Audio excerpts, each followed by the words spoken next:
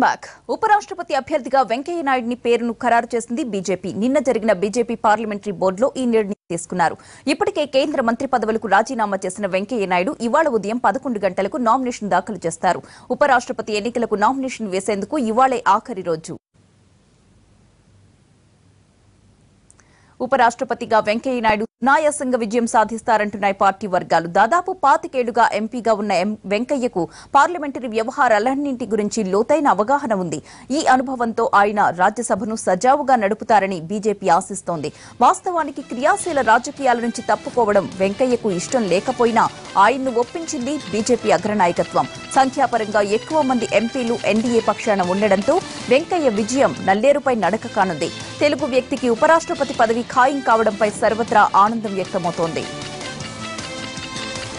రాష్ట్రపతి ఎన్నికల కోసం ఏర్పాటు చేసిన బ్యాలెట్ బాక్సులు వివిధ రాష్ట్రాల నుంచి ఈ రోజు ఢిల్లీకి చేరుకుంటాయి. బ్యాలెట్ బాక్సులను కట్టుదిట్టమైన భద్రతా ఏర్పాట్ల మధ్య స్ట్రాంగ్ రూమ్ లో భద్రపరుస్తారు. ఈ నెల 20న ఓట్ల లెక్కింపు ఉంటుంది. 25న కొత్త రాష్ట్రపతి ప్రమాణ స్వీకారం చేస్తారు. మరోవైపు దేశవ్యాప్తంగా నిర్వహించిన రాష్ట్రపతి ఎన్నికలు ప్రశాంతంగా ముగిశాయి.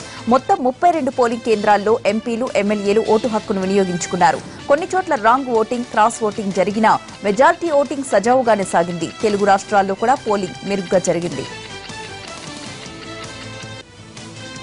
అసలైన పార్లమెంట్ సమరం నేటి నుంచి మొదలు కాబోతోంది. ఇటీవల చనిపోయిన పార్లమెంట్ సభ్యులకు సంతాపాన్ని ప్రకటించి మొదటి రోజు సమావేశాలు ముగిశాయి. పార్లమెంట్లో పలు కీలక అంశాల్లో సర్కారును ఇరకాటంలో పెట్టడానికి 18 విపక్షాలు ఏకతాటిపైకొచ్చాయి. గోరక్షణ పేరుతో జరుగుతున్న హత్యలను, కశ్మీర్లో హింస, సిక్కిం సరిహద్దుల్లో ఉద్రిక్తత, మధ్యప్రదేశ్లో రైతులపై కాల్పులు, వస్త్ర పరిశ్రమపై జీఎస్టీ ప్రభావం, అవినీతి కేసుల పేరుతో విపక్షాలపై దాడులు తదితర అంశాలపై కత్తులు నూరుతున్నాయి. అయితే విపక్షాలు లేవనెత్తే అంశాలపై చర్చ జరిపేందుకు తాము సిద్ధమే అంటోంది అధికార పక్షం. సమావేశాలు సజావుగా సాగకుండా విపక్షాలు అడ్డుపడుతున్నాయన్న విమర్శల్ని తిప్పికొడుతోంది కాంగ్రెస్. తాము లేవనెత్తే సమస్యలపై ప్రభుత్వం స్పందించకపోవడంతోనే సమస్యలు మొదలవుతున్నాయన్నది ఆ పార్టీ యొక్క వాదన.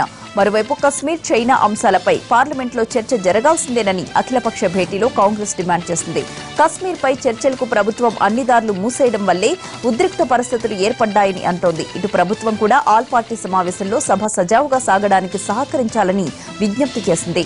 అధికార, విపక్షాల మధ్య మాటల యుద్ధాలతో పార్లమెంట్ దద్దరిల్లే అవకాశాలు ఎక్కువగా కనిపిస్తున్నాయి.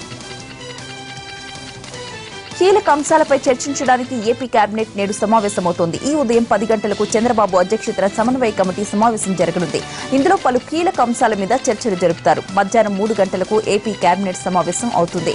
సమావేశంలో ప్రధానంగా చుక్కల భూముల వ్యవహారంపై చర్చిస్తారు. వాటిలో ఇబ్బందుల్ని తొలగించే విధంగా నిర్ణయాలు తీసుకోనుంది కేబినెట్. ఇక రాజధాని విషయానికొస్తే సిఆర్డీఏ పరిధిలోని లేఅవుట్స్, వాటి అనుమతులపైన ప్రధానంగా మంత్రివర్గం చర్చించబోతోంది. అలాగే అసెంబ్లీ, హైకోర్టు డిజైన్ల ఖరారుకు సంబంధించి మంతనాలు జరుపుతారు. ఈ డిజైన్లను పవర్ పాయింట్ ప్రజెంటేషన్ రూపంలో కేబినెట్లో చూపించే అవకాశం ఉంది. ముద్రగడ పాదయాత్రకు సిద్దమవుతున్న వేళ కాపు రిజర్వేషన్లపై కేబినెట్ ప్రధానంగా చర్చించబోతోంది. ఇప్పటికే కాపు సంక్షేమానికి ఎంతో చేశామని, చేస్తున్నామని చెబుతున్న సర్కార్ జస్టిస్ మంజునాథ్ కమిషన్ వీలైనంత త్వరగా నివేదిక ఇచ్చేలా కోరే అవకాశం ఉంది. ఎన్డీఏ ఉపరాష్ట్రపతి అభ్యర్థిగా వెంకయ్య నేడు నామినేషన్ వేయబోతుండటంతో ఆ కార్యక్రమానికి వెళ్లాలని ముందు భావించారు చంద్రబాబు. అయితే ఎంపీలు మాత్రమే హాజరు కావాల్సి ఉండడంతో టూర్ వాయిదా వేసుకున్నారు.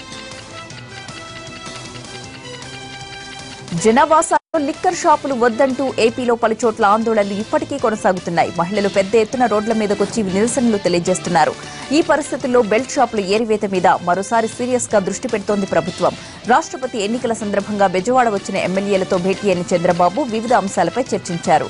రాష్ట్రంలోని వివిధ జిల్లాల్లో లిక్కర్ కు వ్యతిరేకంగా ఆందోళనలు జరుగుతుండటంతో బెల్ట్ షాపులు ఏరివేత కూడా చేపట్టాలని సూచించారు చంద్రబాబు. రద్దయిన పాత నోట్ల జమకు మరొక అవకాశం ఇవ్వలేమని సుప్రీంకోర్టుకు స్పష్టం చేసింది కేంద్రం. అలా అవకాశం ఇవ్వడం వల్ల నల్లధనం నియంత్రణ కోసం తీసుకున్న పెద్ద నోట్ల రద్దు నిర్ణయంపై ఓటమి పాలైనట్లేనని కేంద్రం వెల్లడించింది. పాత నోట్లు జమ చేయలేకపోయినందుకు సరైన కారణాలు చెప్పిన వారికి మరో అవకాశాన్ని కల్పించాలని సుప్రీంకోర్టు ఈ నెల మొదటి వారంలో కేంద్రానికి సూచించింది. దీనిపై 2 వారాల్లోగా స్పందన తెలియజేయాల్సిందిగా కోరింది.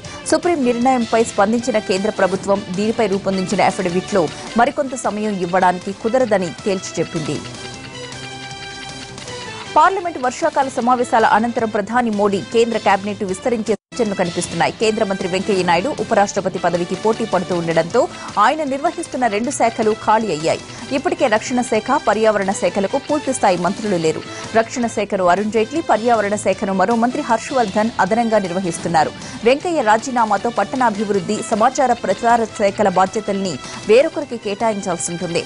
దాంతో పార్లమెంట్ సమావేశాల అనంతరం కేబినెట్లో మార్పులు జరగొచ్చని చెబుతున్నాయి బీజేపీ వర్గాలు. ప్రధాని మోడీ ఇక మీదట దేశంలో ఎక్కడ పర్యటించినా కూడా ఆయనకు స్వాగతం పలికే సమయంలో పుష్పగుచ్చం ఇవ్వొద్దని చెప్పి కేంద్ర హోంమంత్రిత్వ శాఖ దానికి బదులుగా ఆయనకు గౌరవార్థంగా ఖాదీ చేతి రుమాల్ లేదా పుస్తకాన్ని ఇవ్వాలని సూచించింది. ఈ మేరకు అన్ని రాష్ట్ర కేంద్రపాలిత ప్రాంతాలకు ఆదేశాలను జారీ చేసింది.